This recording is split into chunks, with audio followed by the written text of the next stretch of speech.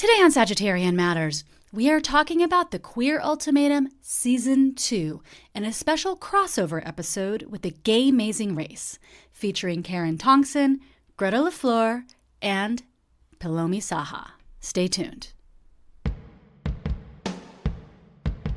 Sagittarian Matters, Sagittarian Matters, what's the matter? Sagittarian Matters.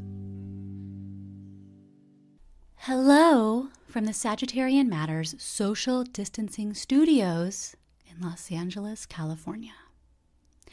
Listeners, today I present you with a very special crossover episode of the podcast where I am talking about Queer Ultimatum Season 2 as a crossover with my other podcast, The Gaymazing Race, featuring my co-host Karen Tongson and special guests Greta LaFleur and Poulomi Saha.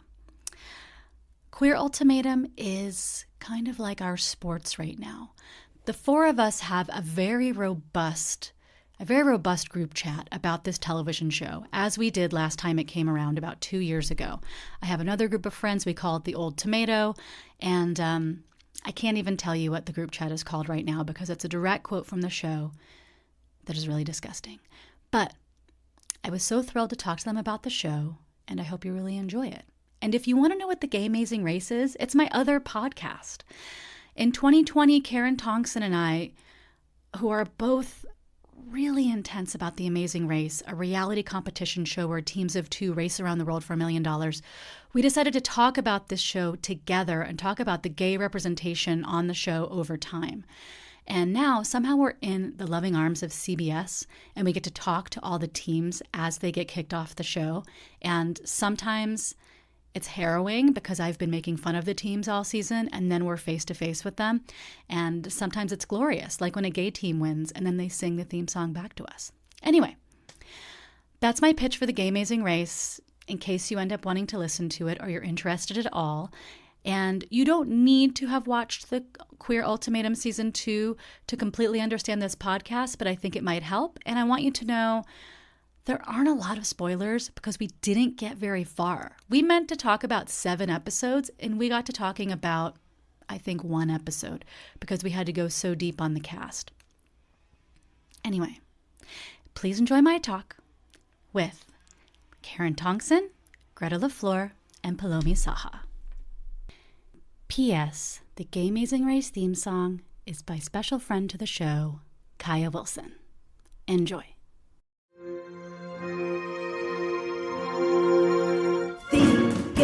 Gaymazing Race, the Gaymazing Race, the Gaymazing Race, the Gaymazing Race, the Gaymazing Race, the Gaymazing Race, the Gaymazing Race. Welcome to the Gaymazing Race, a series about the reality competition show The Amazing Race, from an LGBTQ+ point of view. But friends, you know The Amazing Race is not in season currently, but what is part of the culture. It's The Ultimatum Queer Love Season 2, and Nicole and I couldn't help but bring in a panel of special guests to really do bonus episodes on TGR with a kind of mega crossover with Nicole's pod, Sagittarian Matters, to just get into the nitty, the gritty, the butterflies and cockroaches of it all, the ultimatum. Nicole, do you want to introduce our guests? Well, I sure do, Karen. We have with us 2 professors and experts in sexuality that are here to consult on this very special show. We've been in a group chat since the last season of Queer Ultimatum, or around the last season, and it is Poulomi Saha and Greta LaFleur. Welcome. Glad to be here. I'm glad to be here and honored to be considered an expert in sexuality with you. I was going to say, I'm not sure, is Poulomi an expert in sexuality other than practically? We just Okay, count. I would have been more offended if you had said the opposite. Yeah. Theoretical expert in sexuality. No, obviously Poulomi is just expertly sexual, perhaps, but we don't know. Oh. Poulomi does work on cults, We and don't know. among the different things that obviously, we're going to talk about some element of the cultish nature of the whole ultimatum phenomenon.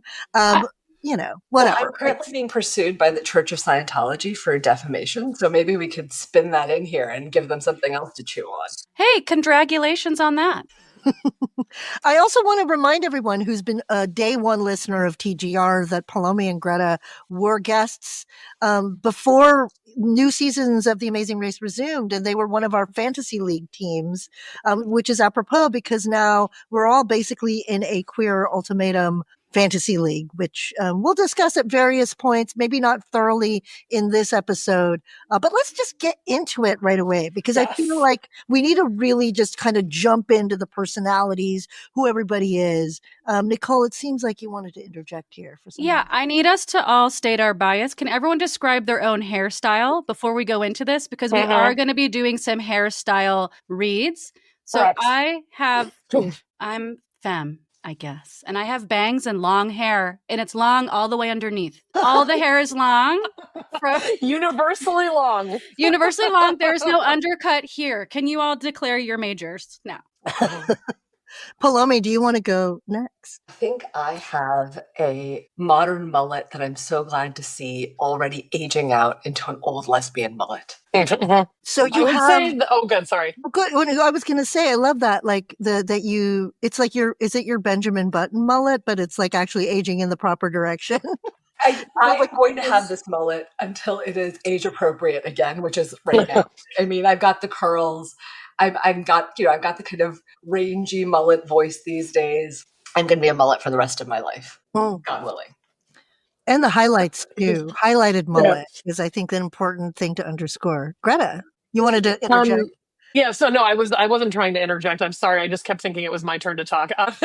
It's almost Leo season. I have what I would call like some sort of verse mullet. Like it's both a mullet that was kind of like appropriate in a kind of like business setting in the 80s, but then also was inappropriate in a kind of bar setting in the 80s because it's a little long on the back, you know? Yeah, Karen? I mean, I think, I just wanted to comment that Greta's actually, of the friends I have, perhaps the most on trend when it comes to haircuts and hairstyle. Oh, thank you. Thank you. I think that Greta is very exploratory. And, like if it's going to be a bowl, it's going to be a bowl. If it's going to be, like a mullet, like with high and tight or whatever, it's going to be that. But there is a consistency to the bangs, a little bit of fringe. Yeah. I've got a 5 head, so I have to have some hair in the front, and I also am very precious about my hair. Again, consult further, Leo. Yeah. Can we see real quick the 5 head? Yeah. Look, see, kind of like a solid. I tried for a second to have like a really blunt. I thought there's a 3 head because it's a short forehead. No. Greta and I both have 5 heads. See, I think we have 5 heads. We've got like a larger forehead, I would say. Oh, okay, all right. Yeah, I feel like there's some. We might both have forehead dysmorphia, or I just have a different opinion. Forehead dysmorphia. Yeah, this group is very forehead dysmorphic. I don't know how I would look. I basically had this haircut for a while. I used to have a part more pronounced. It's like kind of tight on the sides, a little bit of length, maybe a slight bit of texture on top, but it's fairly straightforward, like the lesbian Don Draper of haircuts. Yeah, it doesn't really move very much through the eras, except occasionally, it's a little tighter on the sides. I used to have more of a part that was pronounced, but that became appropriated by right-wing nationalist fascists. It's true. In a way that just made it not cute anymore, and not dapper. So I just try to have an age appropriate, if not entirely out of style and not too bulky, short lesbian haircut. In other words, I have no top knot. I have no man bun. I have no undercut. So, as I said, it's sort of like if you watch Mad Men, Don Draper essentially has the same cut with varying sideburn lengths throughout the entire run. And I kind of imagine that that's what my hair does. Before we talk about the haircuts of the cast? Can one of you run down the plot of the show for us? Like the overarching thing that we're talking about before we get into like ultimatums and givers? Like, what does it mean? Greta. I'm ready to dive in on this one. So basically, the show is organized around a series of couples. I think there's 6 couples. Is that right? And one half of each couple wants to get married and wants to get married now, and the other half of the couple is unsure. So the sort of setup for the show is that one half of the couple gives the other an ultimatum. So that's where the title comes from. Ultimatum And givers, right? yeah, that's the ultimatum. So one half of the couple, so the ultimatum givers give the ultimatums to their partners, the ultimatum receivers, and they say like, look, like we gotta get married or else. So they go on the show, and then this is where it gets wild.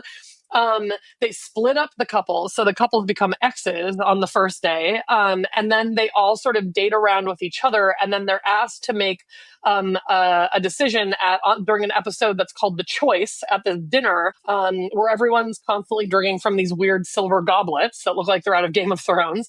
But people have to decide on a new trial wife or trial spouse for the week. Or not for the week, for 3 weeks. 3 weeks. So and they live together. They're given like an apartment together. They share a bed. They're set up on all these kind of like forced dates. And at the end of 3 weeks, they go back and spend more time with their original partners, and then they have to make a decision about whether they're going to go home alone, go home with the person that they came with, the ultimatum giver or receiver, or go home with the person they just spent 3 weeks with.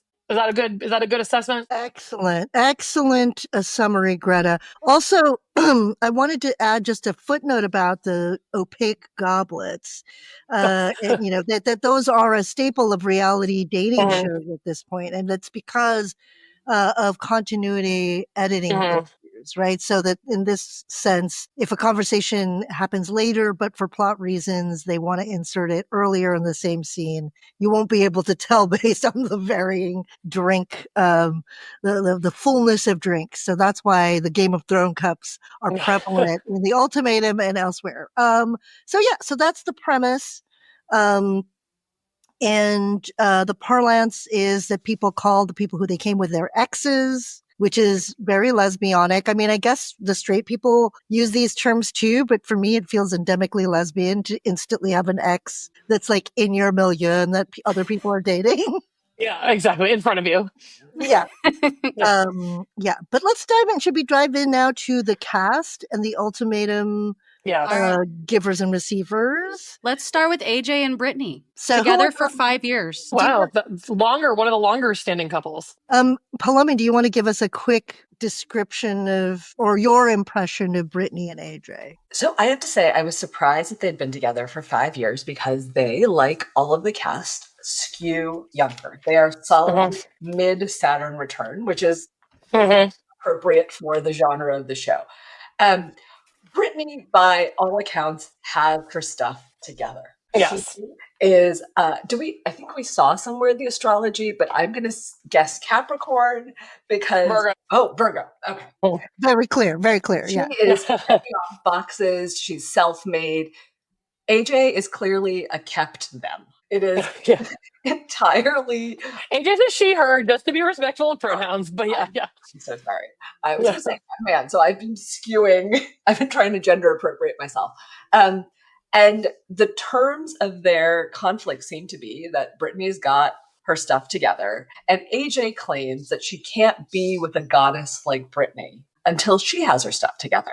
It seems like AJ maybe never wants to have her stuff together, though.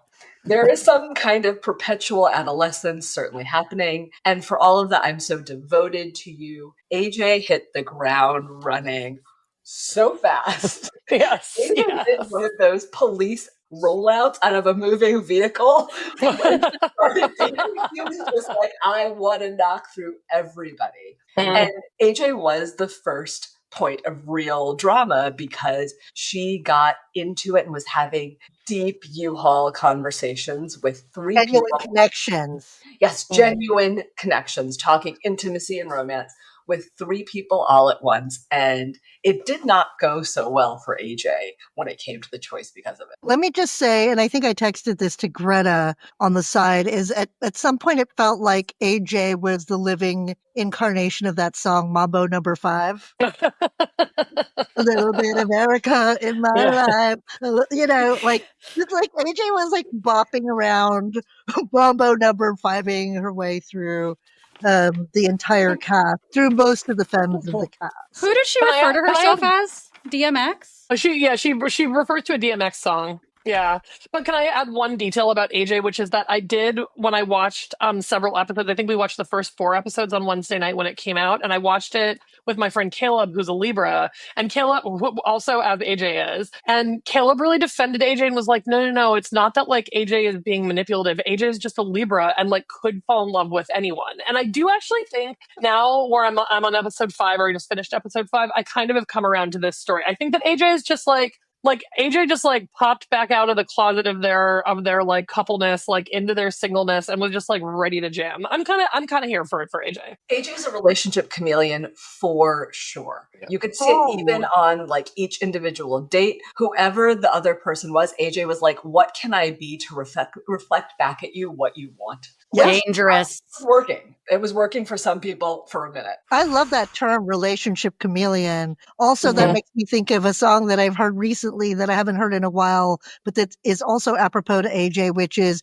Justin Timberlake's Mirror. Remember Oh that? yeah. I know someone who referred to herself as relationship tofu because she'll take wow. on whatever. I mean, that's maybe another lesbian version of this terminology. Yeah. Amazing. Okay, so let's shall we move on to the next Marie and Mel, age 27. They've been together for 4 years. do you want to talk about them, Nicole? Well, Marie, okay, they own a food truck together that was like This Marie. is very important. Okay, Marie's like the femme and Mel is an LHB. Mel doesn't have an undercut, but Mel has like a migrating side part. Yes. Getting lower and lower throughout the show. Absolutely. Mel is, for those of you who don't know what LHB means, Long-haired that's booch. a long-haired booch. So it's someone who's masculine, but they have Rapunzel hair. And you can just tell they're masked just by a lot of other things. Not because they have a Don Draper hairdo. No. So Marie is femme and owns the food truck. That's kind of her doing. She's like the workahol. And then Mel is along for the ride. Mel wants no marriage or kids, had 4 moms as a kid. And I was like, ruh-oh. Yeah. Like when you meet a lesbian who has mom issues, you're like, buckle in, sister, because this is going to be a wild ride. Mel is like second in Lothario command to AJ. Like AJ's like, going around, putting her hand on everyone's leg, making everyone fall in love. Oh, AJ has something called STD, sexual attention disorder, which is where everyone who talks to you thinks that you're trying to get it. And it's just because that's your vibe and you have no energetic boundaries. Marie almost has that, but Marie's like not quite as smooth. But Marie is kind of like leching around. Mel. Sorry. Marie's I think Bridget has that too, actually. But we'll keep Bridget. Yeah. We'll get to that romantic Romeo, that feminine Romeo. Anyway, so Mel is also kind of like sliming around all the gals. Greta, do you want to chime in a little bit about Mel in the early phases that were introduced to her? This might need to be cut, but Mel reminds me, I don't use the word triggered lightly. I feel like I use it once a year in very precise scenarios, but Mel triggers the shit out of me because she reminds me of one of Poulomi's ex-girlfriends who I hate, and that's the end of that story. I was going to throw myself on our relationship sword, Greta, and maybe Greta was triggered because my sexuality, just in full confession, is hair. I love a ponytail so much, and Greta's hatred of one of my exes has always been about wanting to cut off this person's ponytail. Well, the hatred's not about cutting off the ponytail. The manifestation of the hatred and the revenge is about cutting off the ponytail. Yeah, we're gonna have to cut this. Yeah. Like the ponytail. Please keep this in, please. Just keep it in. Who cares? What I wanted to say about Mel is that initially, when we are first introduced to Mel, and Mel sidles up to Brittany, who is AJ's partner, Yeah. who is gorgeous, Beautiful. put together, femme, like Not crazy. It doesn't seem super chill. And Mel Capricorn. sidles up next to her first, or that's what we see in the edit. And I'm like, all right, Mel, shoot your shot. I like that. Like, yeah. be direct, straightforward. Don't be a hemming and hawing awkward butch, which many butches are. Mhm. I may have been one of those in the past, but Yeah. never more. Yeah. But that's sort of the vibe that I was getting. Anyway, Mel is as Nicole says, or you kind of characterize Mel as a lieutenant to AJ. I think that we'll find out that she's at least a lieutenant colonel, if not the secret general of the whole situation. Okay, who else have we got here? Haley and Pilar. Oh, Poulomi, you got something to say. To say one thing about, like, we're talking about people's hair, but I also think people's flirting body language is so interesting. Mel loves a finger mustache as flirting. She rests her finger over her like, into someone, and I find it hilarious. I'm like, yes, that's right. Cover the mouth. Cover the mouth. Really demure. It's very, very hot. She also enjoys a sultry lean. Oh yeah. Oh. Yes. There's a sultry lean. Action. A finger to the temple, finger over the Yeah. lip. Finger mustache sultry lean combo. Yeah. Mhm. Yeah.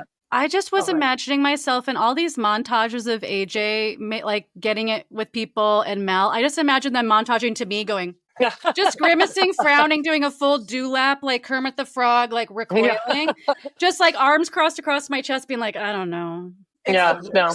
And backing into the bush. Yeah. Yeah, absolutely. It's Homer Simpson. Absolutely. That being said, I know myself, and I would have Homer Simpson the other way. So I'm just going to be very honest. Into Mel's arms, directly into Mel's arms. That's how I felt about Mildred last season. I was like, I'm not proud of this, but I would have definitely gone there. Throw the pet gate at me. Maybe this changes who I'm choosing as your trial wife. Thank you for saying so. Oh, okay. Oh, I put myself in a bad situation. Nicole's going to choose trial lives for us. That's something. Okay. I'm choosing everyone's trial wife. Please choose mine. It's very sad, but I know who you're choosing. Okay. Okay. So we have Haley and Pilar. Oh my Greta, God. do you want to talk to us about Haley and Pilar? Wait, who? Haley and Pilar. Oh, am I talking about it? Yeah. No, I've invited you. You don't have to, but I've invited you. Oh, no, I want to. I want to. Okay, so I actually think so. They've been together for 10 years. They're 28 years old. They are children, and they've been together. They have their longest relationship, which is also their first relationship, is longer than any relationship I have ever had at the age of 43.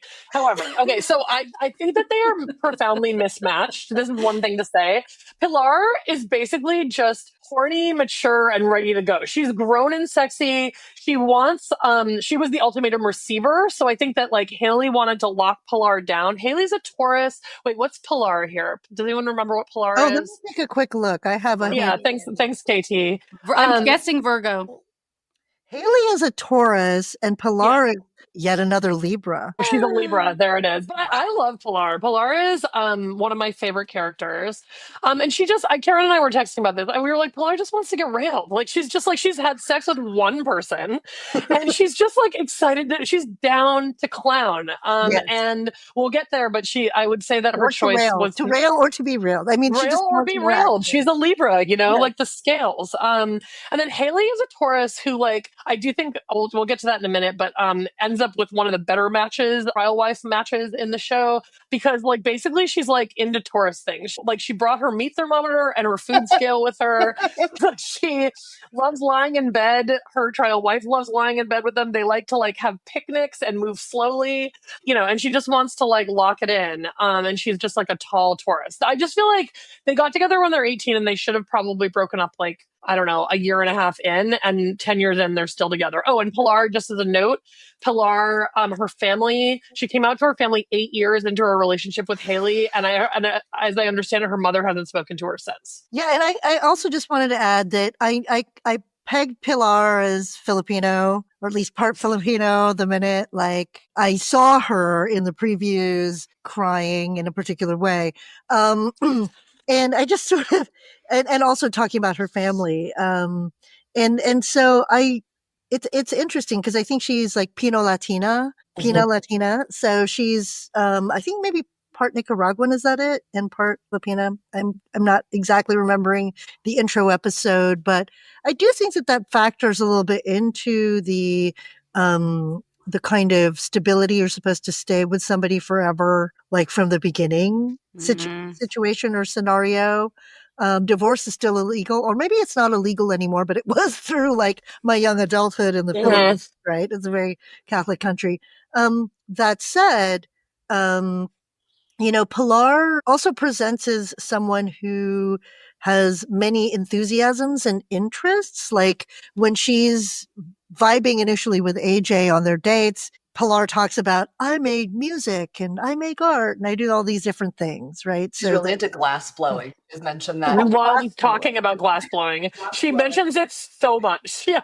Yeah. Well, you guys, they're both femme. Nobody said this, but they're both Oh women. yeah, they're the only full femme on femme couple. Is that right? Long hair to long hair, the only long to long. Well, no, there's another long to long, but this is the only femme for femme long to long. And Margarita. Yeah. There's a lot of hair. This season There's a lot of hair. There's no one that seems to understand that they could cut their hair if they wanted. Like it just. You could do that service, Greta. You could go around and just cut hair. I'm like, do you have a dysmorphic relationship to the shortness of your hair? Let me tell you how to actualize that.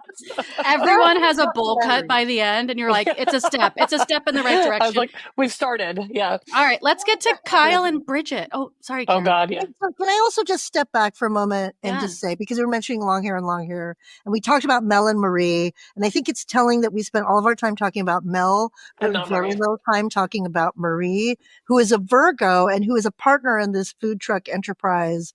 But she presents not as a Virgo to me. Anyway, that's a long hair relationship. We'll get more into it when we're summarizing what happens. I just wanted to acknowledge that Mel had a partner or came in with a partner who we very clearly already began to not talk about. Marie wasn't really giving much for a while. She's a tough nut, that Virgo. Yeah. Yeah, agreed. Kyle and Bridget, a real show-stopping couple. Karen, what do you got to say? Yes. Well, first of all, a caveat that I've actually met Bridget in Los Angeles here. Bridget had served wine at the former Tilda, which was next door to Bacchetti, the wine bar that was run by the folks who run Bacchetti, which is one of my favorite places in Echo Park, one of my neighborhood joints. And Bridget was really wonderful and nice, and I had no idea she participated. She is really wonderful and nice, and I had no idea she participated in the Ultimatum until later. And I was like, oh shit, that's Bridget from Bacchetti. But that said, Kyle and Bridget, if we want to begin with the hair introduction, Kyle is I want to say has, I guess a sort of like early aughts boy band buzz cut. Insofar as it's a platinum. Oh, yeah, absolutely. Yes. It's sort of like, it's like the seventh member of the Backstreet Boys. So Kyle, is like sort of they're mask presenting, they both actually, Bridget and Kyle both use she, they pronouns. Mm-hmm. So the pronoun usage, I think, also speaks to the aesthetic that they both bring. Actually, there's a hilarious video shared to a group chat of mine today of Bridget talking about her hair on the show and saying that she was disappointed in the way her hair looked throughout the entire series because of the humidity in Florida that tightened her curls even tighter than she wanted. I thought she looked great. I thought she looked really, I think her hair is awesome. As someone who like cares about hair, I think her hair is great. Yeah. Or their hair, excuse me. Yeah, well, she, they. So I think that either one works in this instance. And so Bridget has, I guess, a curly mullet, one could say. She is like in the mullet family. And Bridget is a creative. She describes herself as somebody, who does. Face.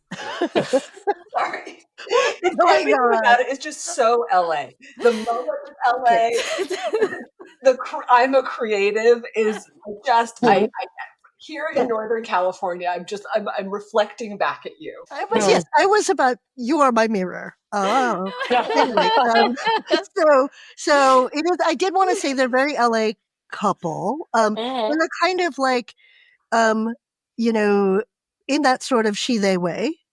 Yes, Kyle wears many like kind of open short sleeve button downs with Yes. kind of loose t-shirts underneath. So Kyle is the ultimatum giver and Bridget is the receiver. Kyle seems strangely eager to get married.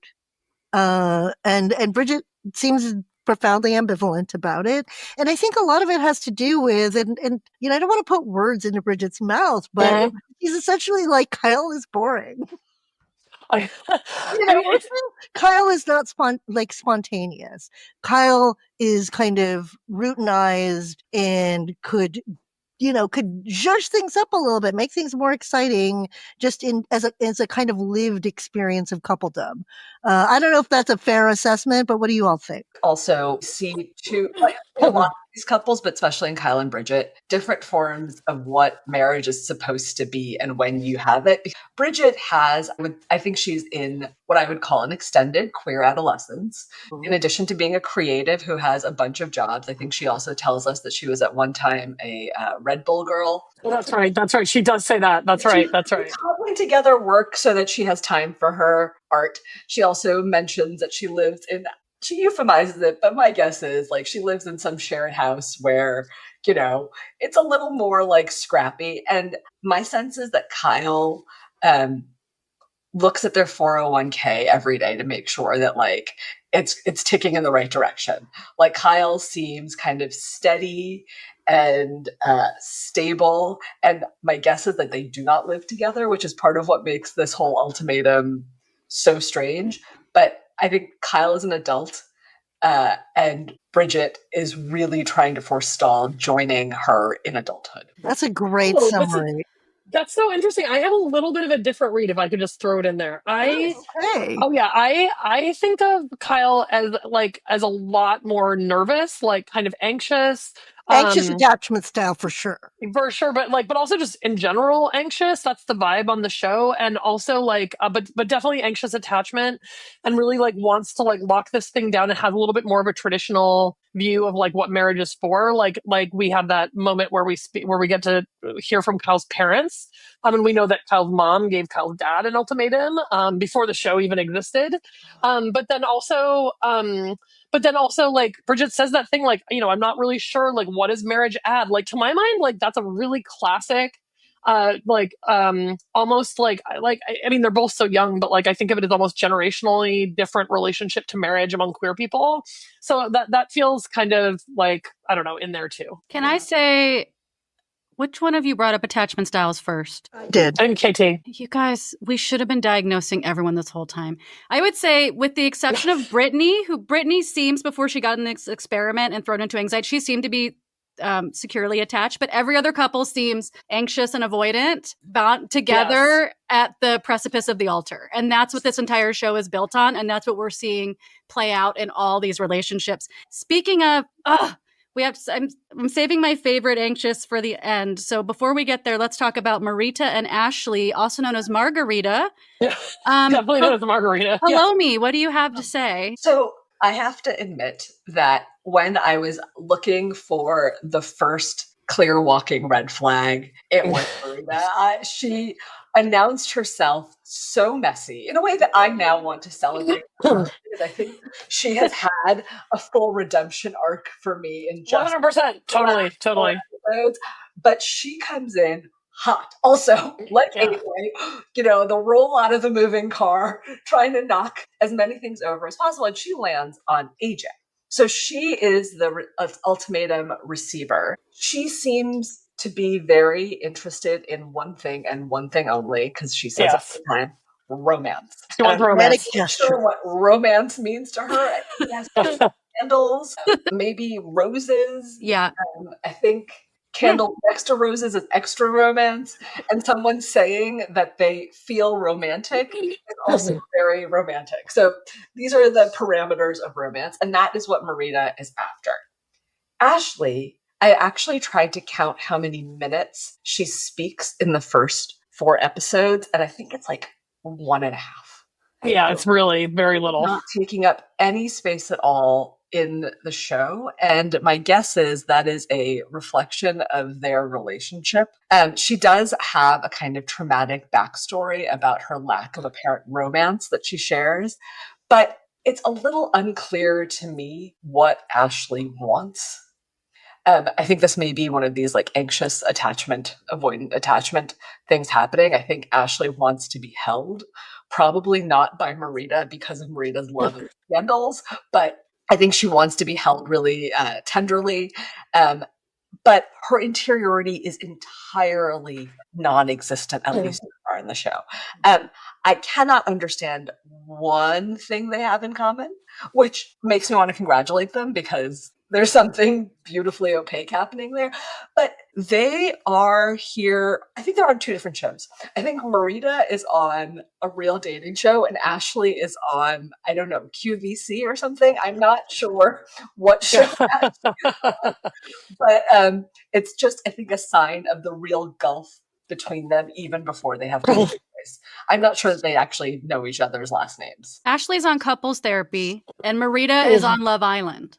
Yes. Yeah, that's probably true. That's actually true. Wait, can I add one thing about Ashley and Marita, which is slash Margarita, which is also like class wise, like they have a like as a couple. I feel like they are the couple that kind of like to my mind, like Ashley's accent in particular. Like I'm really curious about where she's from. It feels like Ohio, like Western Maryland, like maybe Western Pennsylvania, and like they just have like it just feels like they have a little bit of a different relationship to queer cosmopolitanism than the other people on the show, and I think that's like a useful thing to maybe having the ether here.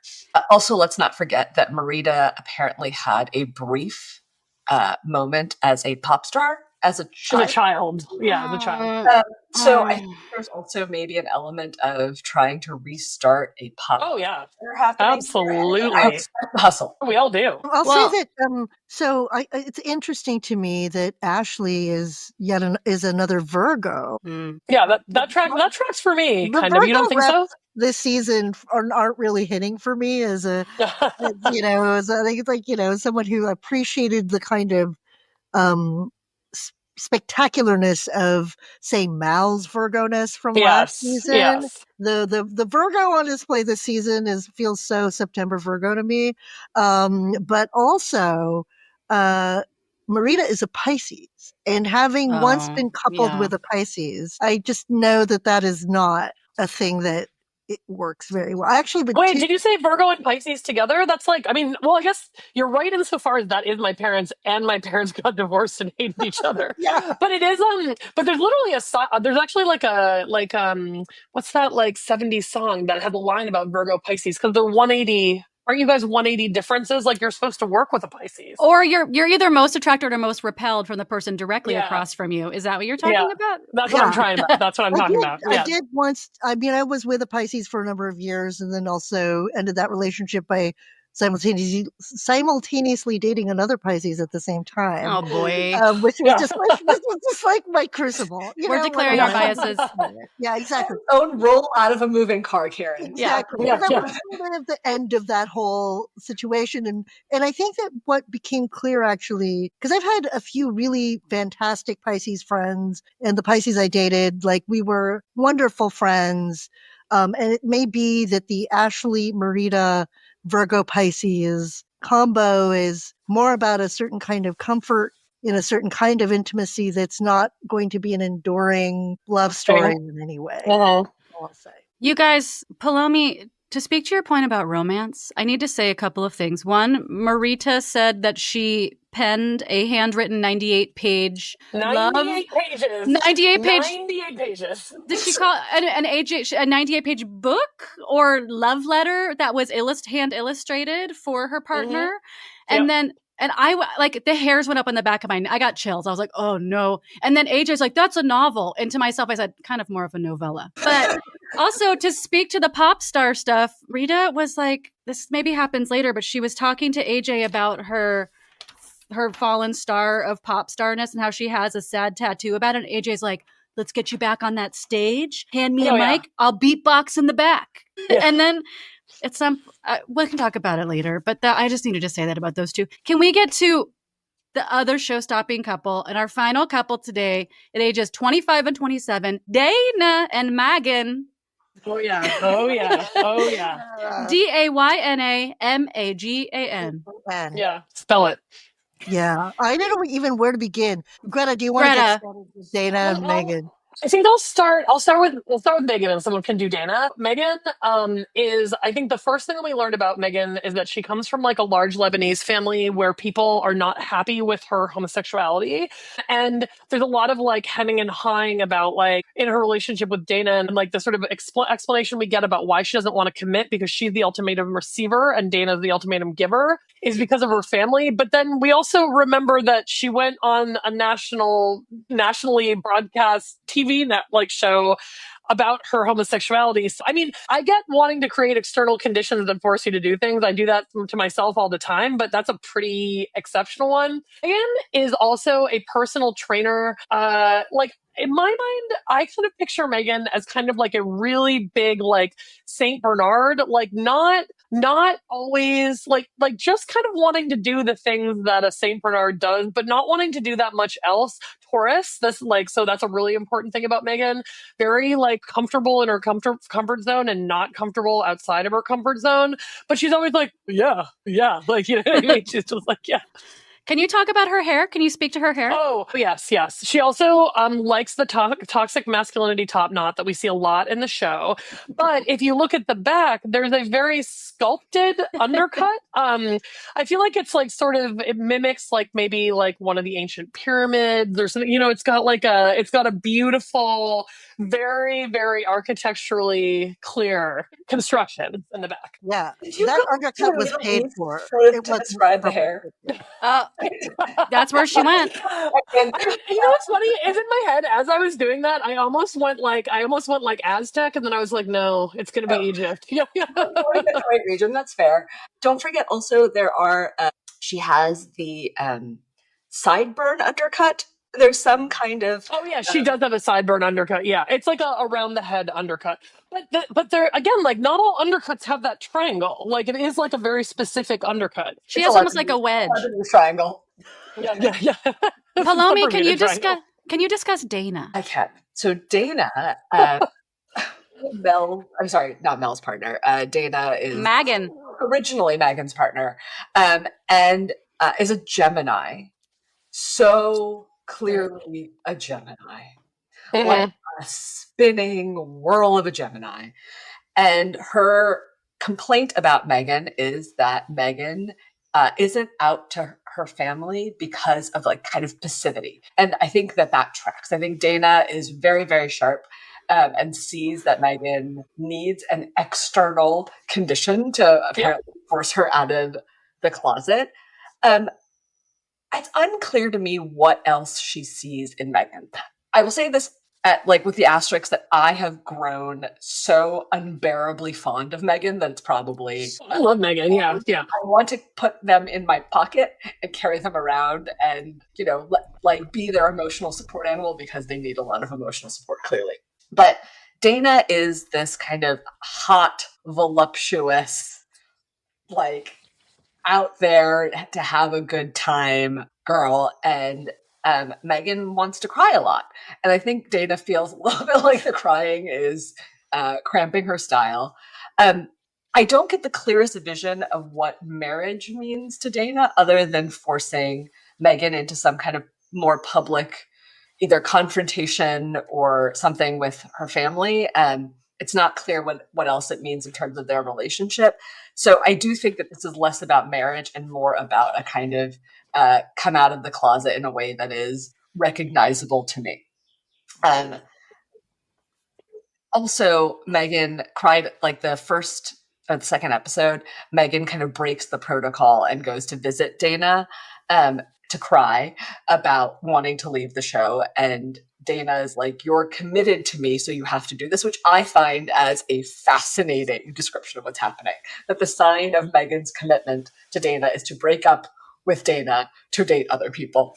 But there you have it. Dana is there because I think she wants more than Megan can currently give her while crying weeping copiously.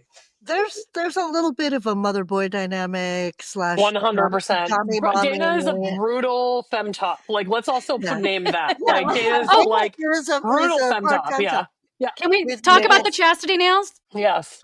This is incredible. This made me, I was like, Megan, I want to give Megan like a big check for this. The best move on Queer Ultimatum. She talked Dana into getting a chastity manicure. Dana's a total femtop, and she talked Dana into getting these square acrylics before the show.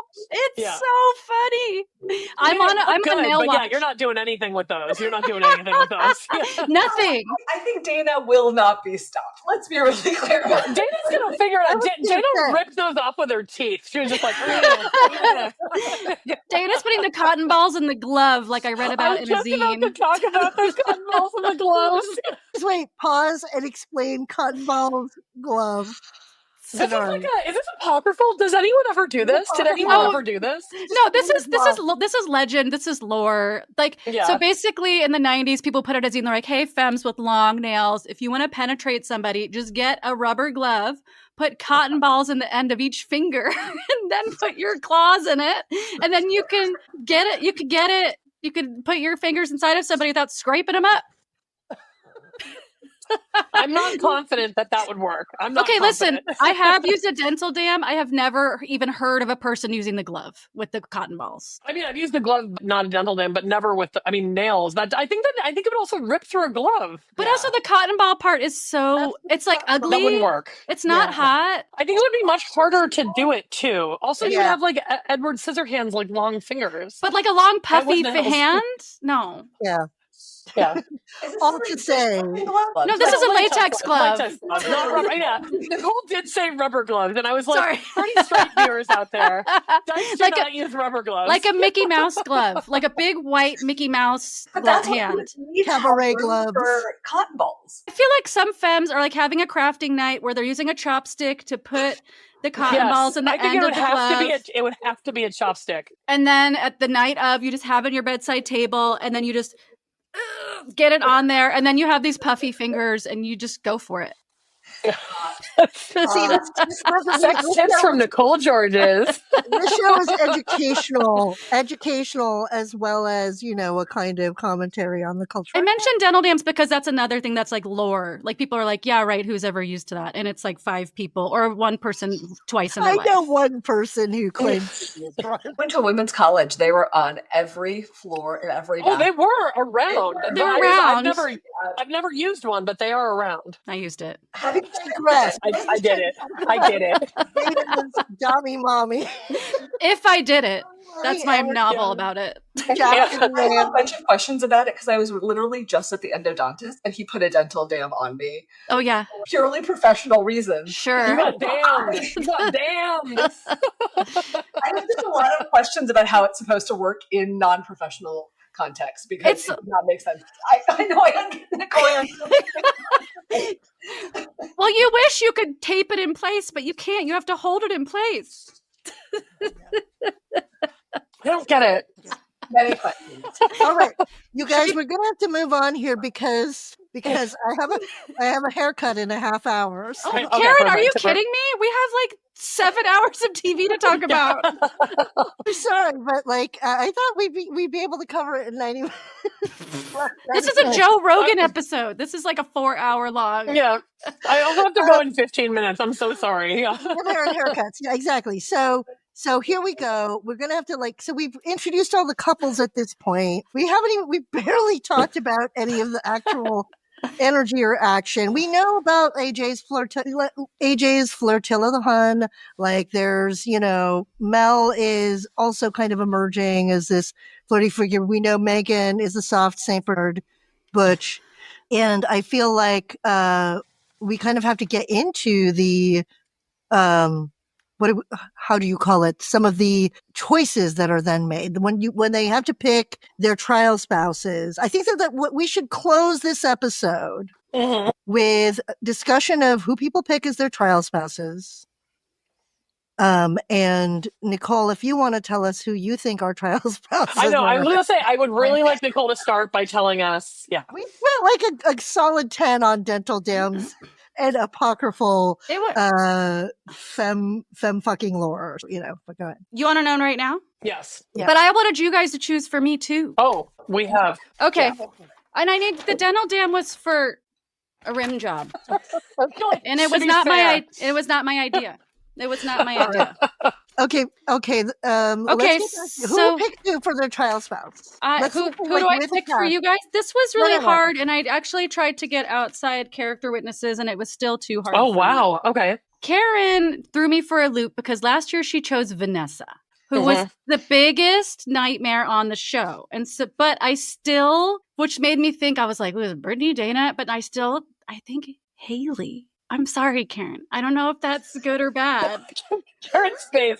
Who Brittany is right now, but I wanted Brittany for you, but I didn't choose Brittany for you. I chose Haley. Brittany. I'm sorry, but I gave Brittany to Poulomi. Oh. Thank you. That's actually so kind. I was literally thinking, if I was the person I want to be in the world, I would pick Brittany. Yeah. Totally. But I think you were seeing me aspirationally. But we all know that I would have made terrible choices, and I would not have picked lovely, grown-up, beautiful, head on her shoulder. Sure, Brittany. I thought, I was like, I don't know Poulomi that. Totally picked Brittany. Sorry, Karen. I had her down for you as my first choice for you, but then I was like, Karen chose a nightmare last year. I need to find someone who's in between. Yeah. And then Greta. In between. I want to say Haley's very in between, and I think yeah, this is definitely not very exciting in my opinion, despite the fact that she gets into some drama. Well, even though she formulates Cliff Bars as for a living, the food scale, food science thing, you're in. Yeah, you see it. Right, you're like I see it. My own meat thermometer everywhere. Of course. Can you imagine what she could bring to your grilling technology? Okay, Greta. Before you started talking about liking the wild one, I chose Pilar for you because she seemed like she choose Pilar for myself. I feel like you could turn her out in a way that she needed, and that's why you would choose her. But then you started talking crazy. I thought maybe Dana. I think I think me in my 20s would have chosen Dana, but me now would totally problematically and in good ways choose Pilar. But let me say also that I had gotten, I won't call it a fight, but I got in a heated discussion with my friend and colleague Everin about whether we go on dates with people who've only got been with one person. And at first I was like, in general, my categorical answer is never. But then I was like, but Pilar, she's 10 years in, she's wanting to get railed, she's ready to party. I was like, I would for Pilar. I would give her it wouldn't she doesn't get a lot of chances. I feel one weird kind of hesitant moment. I'm like, ugh, go home. But yeah, Pilar for sure. Okay, great. I hope everyone enjoys their trial wives. Oh no, we need one. So let's talk. Yeah. But we need to give Nicole a trial spouse. No, that's what we're doing. So I personally think it depends on whether you want to pretzel someone or you want to be pretzeled. So I think if you want to pretzel someone, it's going to be Kyle. But I would hope for you, AJ. No.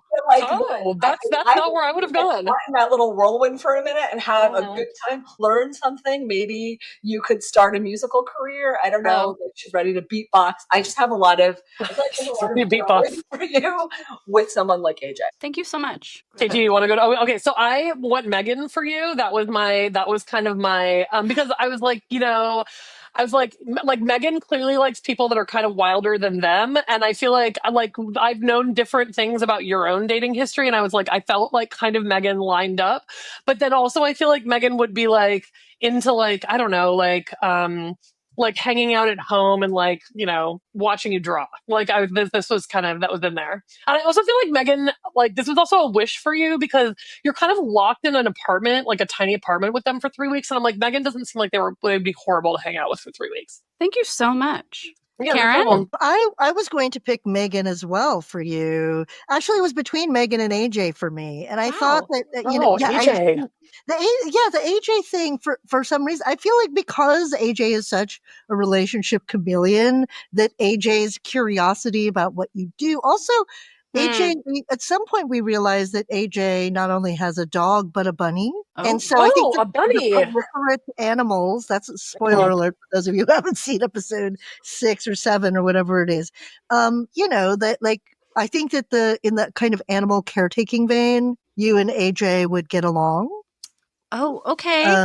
But yeah, so that's sort of, but for some reason, yeah, Megan seemed like the kind of, yeah, like the sort of doting Taurus would be the appropriate trial spouse for you. Thank you, everybody. I really appreciate this. When we started watching the show, I thought, now we reveal our trial wives. Yeah. When I started watching the show, I thought Megan for sure, you know? But then I was like, realistically, we're having these conversations. She's talking about bodybuilding. I'm like leaving my body, zoning out. I'm enthused that she's Lebanese. I'm excited about it. We're talking about it. I'm like, my family's Syrian. Let's get into it. Let's talk about food. Oh, I forgot about this. I'm vegan. So maybe let's talk about some of the traditional foods, but how we veganize them. Here's our conversation line. But then she starts talking about being a personal trainer and I zone out.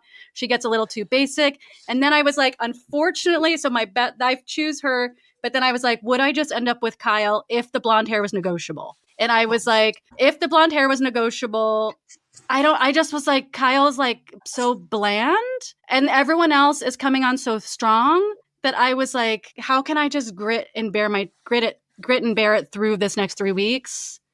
I don't know. That was my thought, but like the close your eyes and think of England moment. Yeah, I don't know.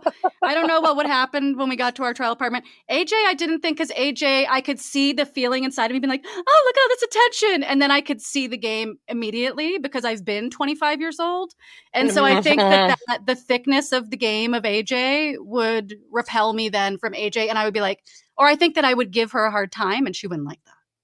Or maybe she would. But then I would see that that's what she was liking. The game changers, though, are Duke the dog and the bunny rabbit. And if that was our conversation line, maybe it's a different story. But then I would be like Marita getting the public clitoridectomy at the choice, where Marita was like so horned up and she was like, I choose AJ. And then AJ was like, sorry, not you. I choose Marie.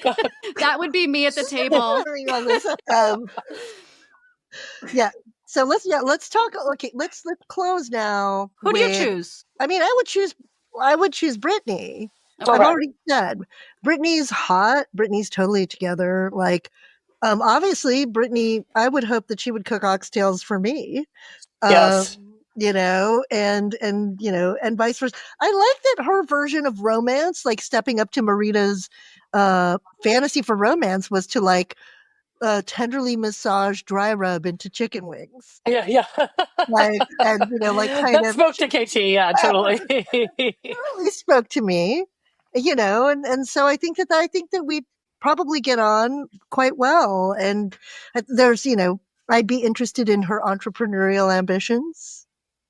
Yeah, I'm curious about people and their ambitions, that whole thing. And she's extremely hot. Let's just like say, yeah, she's extremely hot. She's probably the hottest person on the show. Yeah. She's the hottest person on the show.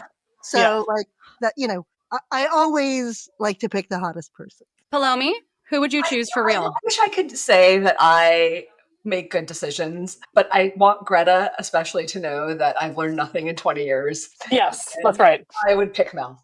I know you'd pick Mel. I knew the second I saw her, I was like, that's who Poulomi would hit her.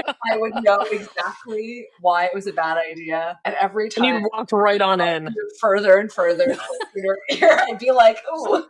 I mean, I would buy her some dry shampoo, let's be clear. Okay, there was a conversation in my viewing party about dry shampoo, and Mel, I just felt like Mel's hair was wet a lot, but was it literally a dry shampoo situation? It's product buildup plus the grease of constantly touching it.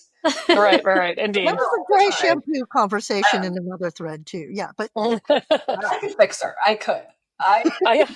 Yeah, I'm sure sure you could. She will definitely. Yeah, she's fixable, as we all are. Definitely. I love that the finger mustache does it for you. Yeah, exactly. Just. All right, so Greta, you're with Pilar. I chose right for you. Yeah, I think so. I'm trying to think. The other person would be a possibility is Bridget. I'd have to vibe Bridget out a little bit more, though. Oh yeah, like, I need to know how saggy Bridget is. I can't totally tell. I was trying to figure out if Bridget could go with either you or Poulomi, and I was having a hard time getting the puzzle pieces. They almost fit, and I wasn't quite sure. I do think Bridget is extremely hot. Straight up. Totally adorable. How tall is Bridget? Like 4 foot. I think she's short. Yeah, she's 3'7". She's 3'7". As a short person, I feel like we're at least the same height. We're at least the same height, if not, she's a little taller. Okay. Wow. Yeah. So how tall are you, KT? I'm 5'4". Okay. But what did I want? Oh, Pilar. You know, I've contemplated Pilar as a sort of rescue mission. Pilar doesn't need to get rescued. I feel like Pilar is bombing her way out of her relationship. Yeah, well, which we've all been there. Yeah. I think that would have been like, I think that I would have been willing to be taken for Pilar's ride to self-discovery, and I'd be very happy to be Pilar's ride in a number of different ways. Yeah. I'm glad you're the one who made that joke. Well, do we talk about any more episodes with our time, or what do we do? I think, let's just reveal who the trial spouse picks are. Oh, yeah. And then we may have to just do, Nicole, you and I may just have to do like some bonus episode discussion. Okay. As an addendum to this really wonderful, wide-ranging discussion we've had with our special guests here. I would really miss our special guests. I just have to say, I want you guys to suffer with us. Well, I mean, this makes it so much better. When we record next week, for the second episode drop, episode 7 through 10, we can then get into the nitty-gritty. It always happens when we introduce a show and we talk about the cast that we kind of get lost in those details. That's kind of how TGR goes anyway. So we could have predicted this would happen with our discussion of the ultimatum today. But let's reveal who the actual trial spouses were on the show. Let's start with the first choice. We were talking about AJ. We talked about the rejection of Marita. But who did AJ pick? Marie. The crazy thing about this is the build up as like calling AJ out for being a player and for performing intimacy. And then let's pick the person that she seems most kind of genuine and calm around, which is Marie. For all of the like horn dogging with Marita, she goes with Marie, who's and Bridget. And Bridget, who was like, I don't want anything to do with this, but also do pick me just left unpicked. But then Marie, who's this kind of like lovely, quiet, we don't see a ton of FaceTime between them. But AJ does seem the least chameleon with Marie, for sure. Yeah. And we'll learn more about how that goes in subsequent episodes. Okay. We get the other couple, Haley and Pilar. What happens in that scenario? Pilar chooses Kyle. Pilar, who has been in a Kyle Bridget sandwich. I forgot about this. I thought that they were going to form a trio, and I was ready for that. Yeah, same. I was like the first throuple on Queer Ultimatum. Pilar's like, can you guys Devil's Triangle me or London Bridge or whatever? And then she ends up choosing Kyle, who actually ends up being more of a wet blanket than she bargained for. Yeah. Bridget would have been a much more fun combo for Pilar, straight up. Bridget would have given Pilar what she was looking for. I think exactly. Yeah, at least a good snog. You know what I mean? Like I think. Oh God, exactly. Like, I don't understand why they think that they're not going to have sex in 3 weeks. Like you're shoved into a house doing a trial marriage. Like isn't sex part of a marriage? Like I'd be like, this is why I would choose Pilar. Is this like I'd be like, look, we're down to clown. We're locked in this apartment. What are we gonna do? We're gonna fuck. Yes. We're gonna get there. We're gonna get there. We're gonna get there. This is your speech at the round table. Yeah. Pilar, thank you. Well, so the other big player, of course, was Mel, and Mel, who was talking to multiple people. Chooses Poulomi. Mel was all over Brittany and all over Dana, and there was rivalry between Dana and Brittany. And was there another person who Mel was talking to? No, Mel wasn't Mel Dana's partner? No. Who was Mel? No, you're right. It was Dana. Yeah. Yeah. So Dana at some point confronts Mel and says, "Hey, like, what's up? I want you to basically kind of Dommy Mommy's Mel into." Yeah, totally. She Dommy Mommy Mel. And Mel's clearly a bitch bottom. Like, that's like there's been so many moments where, like, remember the moment where Brittany is like, I want a twerking contest at Carnival. And Mel's like, I would like to see that. And then Brittany goes on Mel, and Mel was like, I don't think I would have won. And I'm like, oh, you're imagining yourself not as the person watching, but as the person doing it. That was really great, which is wonderful. But like, queer. It's a very visible moment. It's a visible moment. I like that in Greta's cosmology, like the desire to twerk equals bottom. I just feel like I'm not, but no, that's not generally true. But the particular way that Mel says it is that she wants to be admired for twerking. It's about Oh, the yes. visual. Yeah. Yeah. The kind of the where the spectatorship and action. Exactly. Yeah. Yeah. She wants to be the object of the attention, which is totally great. Like, no shade whatsoever. But that's why she and Dana are like, I was like, I know Mel's going to pick Dana. And unsurprisingly, Mel does pick Dana and the Dami Mm. mommy, like because she's Dami mommied. And that was like Brittany hung out to dry. Wait, also, that was so sad. Bridget too is hung out to dry Well, Bridget saved herself. Bridget was like, life vest, life raft. and chose Yeah, Ashley, the person with no personality. Yeah, the minute that it was clear AJ was, finagling and talking to very many people in these intimate ways, Bridget was like, the survival skills are right there on the surface. Oh yeah. Super apparent, made the hard pivot, chose Ashley, who hadn't spoken to hadn't spoken 3 words the entire week or so that everybody was dating. And so Bridget got like the safety pick in Ashley. While Brittany, bereft of any, let's get to actually Megan. What's the choice between Megan that Megan makes at this point, right? Because Megan's already anxious. Megan's scared. Dana's obviously hot to trot for Mel. Yeah. There's fireworks. Megan's panting. Yeah. I feel like the producers forced Megan into a date with Haley. They were like, come on, you just got to try. You got to try. And then Haley's like, you're a personal trainer. I formulate Cliff Bars. And then Megan's like, okay, this could work. So Megan chooses Haley. It was the most like Taurus love. It was like, you're a Taurus. I'm a Taurus. Let's do this. Like, we're the same. And indeed, their whole conversations are constantly, we are the same. Yeah. True.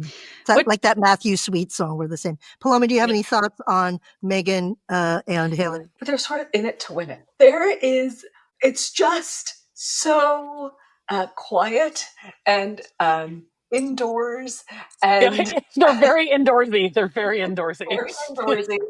And they actually feel like humans and not characters, which I know makes for like not great TV. But I do also think that a dog wearing a Thunder shirt, Megan was like approaching, it's like the vests that say, don't pet me, I'm nervous. And now, the best is for everybody else, but Haley is allowed to pet, Yeah. What's apparent is that I'm outnumbered by dog lesbians in this podcast right now. Okay. Woof, so woof. then, and then does that cover? The femmes left standing. The femmes left standing. So that covers everyone except for Brittany and Marita. The lovers of AJ. Oh. Yeah, lovers of AJ, all the kind of Marita really wanted AJ, and Brittany was AJ's partner, and then they ended up together. But that actually seems like it's turning into like a very sweet like gal pal situation. Well, Brittany said, "I'm gonna be her daddy." Which she did say that when she was wearing a full bead of makeup to bed, I was like, I don't know, Dad, but she has been very romantic towards Marita, which was nice. You? I'm gonna bust out that daddy energy. I do believe she said zaddy. I think she did say zaddy, just to make it like just slightly soften it. Yeah.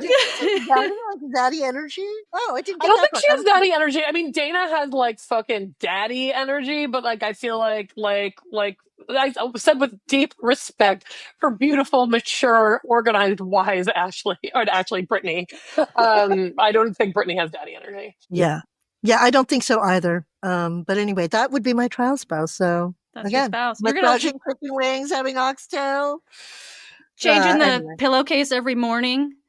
Oh yeah, there's just a full face. She was crying on the couch. I was just like, I just remember how she needed to go. She wanted to talk to AJ. I want everything for Brittany. And Marita gave her a little hug on the couch. Poulomi, she did. It is really showing up for Brittany in ways that I want to honor, especially because she was my first walking red flag. And I was like, So I want to take it back and say that Marita is green flagging being not a romantic spouse, but being a really supportive, emotionally present spouse to Brittany. And it. Wait, can we talk about who's I don't know how you're doing for time, KT, but my thing just got canceled, so now I'm fine. But No, I can we talk have about to who's most go. toxic? Oh, you have to go. Okay. I will have to go. Can we But talk I about can, who's toxic behind your back? let's do a quick round of who's toxic. Okay. Greta, I'm gonna go with Mel, most toxic. what are your reasons? Like I think the toxic masculinity is on there. Like you really see it when Mel sort of like goes at Megan and AJ's like, what? It was really interesting to see AJ not get involved in that. And I was like, oh, you actually do not have toxic masculinity, at least as far as we can tell. But like, or not at least to the same degree. But the whole like, I'm gonna take you aside, sir. I was like, oh God, like so tiresome. Even Megan was like, what? I mean, Megan was also like, like, where's my thunder shirt? Mel is, yeah. And I just think the like, and then like pressuring Dana to like make a decision like while they're still together after being the person who like wouldn't, like, who's the ultimatum receiver. Anyway, Mel's dead to me, as we've discussed. I agree that Mel is extremely toxic. I think amongst the masks, for sure. Yeah, for sure. Mel is the most toxic. I think that actually Marie, Mel and Marie as a couple, I think Yes. that, you know, in my opinion is that should be over. Like after this Yes. experiment, that relationship, despite the food truck, which trust me, I love and care for food trucks almost as much as I love cats. But, I think that like they'll just have to part ways, you know, after the situation. Marie's toxicity to me manifests in her, you know, capacity for denial. To me, that is the most toxic trait, is to, you know, to live in a kind of delulu of denial in ways that reinforce terrible things happening to you and happening around you. And so that's sort of my sense of Marie and her enabling of Mel's like dastardly behavior. She's also passive aggressive as fuck. Yeah. Passive aggression is also massive red flag to me. Yeah.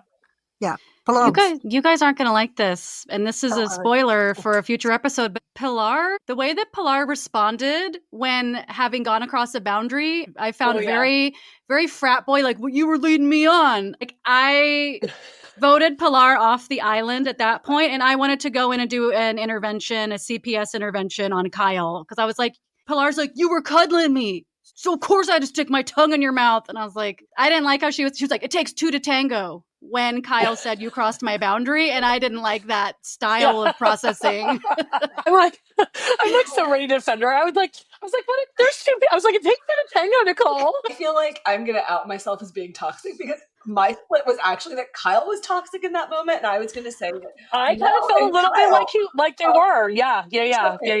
Obviously. And I think here also like, using masculinity as an alibi to not be able to talk about your feelings it's not even interesting anymore. It's like not worth talking about. Like, fine. But I actually found Kyle's take on the conversation with Pilar also kind of toxic because I don't think that she said anything to Pilar then. She was like, I wasn't really saying it. And I don't understand. Yes. And there was this kind of like sense of like, you made me uncomfortable. I didn't say anything because I didn't feel like I could. And there was something, again, about the extraordinary aggressivity of it. Weaponized passivity. Yeah. I actually went from, in general, I don't love Pilar as much as everybody else does, but like, I was like, I'm on your side, sister. You maybe got a little frisky. Sorry, this is maybe also having like bad sexual. Poulomi's a sexual expert. I don't know how to introduce you guys. Karen, you introduce them. I don't know. No. I mean, look, this is our time to bid farewell. All right. We're sexual experts. We're sexual experts. And we'll be back with more Ultimatum bonus episodes. We were planning on 3, but who knows? There might be more. 14-part series. On our time and capacity. But I want to thank our guests, Poulomi Saha, Greta LaFleur. You've been listening to the Gaymazing Race, talking about the Ultimatum. We hope you enjoy this little like summer treat for you. And we'll be back with more toxic masks and Dommy Mommies soon. Bye, everybody. Bye. Thank you, guys. The Gaymazing Race, the Gaymazing Race, the Gaymazing